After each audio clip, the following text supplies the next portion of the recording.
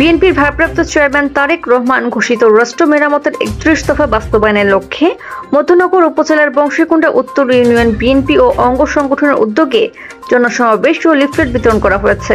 শুক্রবার বিকেলে মহিষখোলা বাজারে জনসমাবেশ ও লিফলেট বিতরণ করা হয়। বংশীকুণ্ডা উত্তর ইউনিয়ন বিএনপির সাবেক ভারপ্রাপ্ত সভাপতি শাহেদ আলীর সভাপতিত্বে ও ইউনিয়ন বিএনপির সাবেক সাধারণ সম্পাদক মুক্তার হোসেনের সঞ্চালনায় জনসমাবেশে প্রধান অতিথি হিসেবে উপস্থিত ছিলেন সুনামগঞ্জ জেলা আহ্বায়ক কমিটির সদস্য তাহিরপুর উপজেলা পরিষদের সাবেক চেয়ারম্যান ও সুনামগঞ্জ ১ আসনের ধানের শীষের মনোনয়ন প্রত্যাশী জননেতা কামরুজ্জামান কামরুল।